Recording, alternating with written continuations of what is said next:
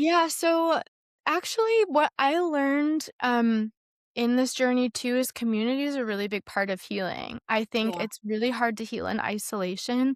So I told you I ended up getting divorced because of being sick, and that was a whole story about mold that we don't have to get into that, but I ended up getting divorced because of it, and so I was living in California still at the time in Monterey, which is amazing and beautiful, but I didn't have energy to walk to the beach, which was like 2 minutes of a walk. Aw, Like, we lived on the beach, and I was like, wow. I'm just looking at it out the window. Like, I can't, like, get myself there. So I moved back to Michigan after my divorce, and I was very lonely, and I was still struggling with POTS. I was still pretty sick. And so I moved into this little apartment downtown with my puppy that I had gotten with my husband at the time. And so it was just the 2 of us. I have a little beagle. His name's Parker. And so I was like I was posting on one of those neighborhood community groups. I don't know if you have Mhm. seen those on Facebook.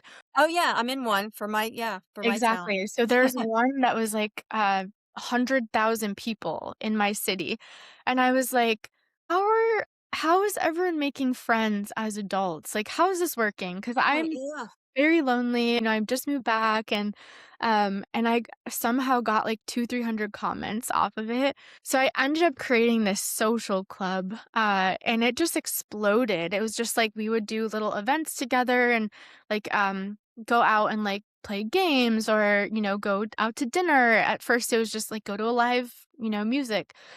And so there I wanna say in the first, like, 2 months, we grew to, like, 6 or 7,000. It was like 1,000 people a week were joining, and so it was really cool just because to me, that shows people are craving connection and community. And I do think in my marketing, I try to, like, infuse that idea because I feel like it's important. Like we talked about the Facebook groups, people are obviously looking for ways to talk to each other and to like have their experience validated because often it may not be necessarily in a doctor's office. You may not feel like they have enough time to like see you and hear you and you kind of want to feel like is what I'm going through like an experience for anyone else. So I think just the knowledge of how devastating isolation can be when you're sick and community is actually very important even to longevity. There's studies that say isolation later in life is equivalent to smoking. I think it's like 15 cigarettes a day. Like it's a very Goodness. crazy impact on your body to not have that support. And so with marketing with practitioners, I'm always thinking about, okay, what about a membership program? What about forums? Do you want to create a group or a circle community?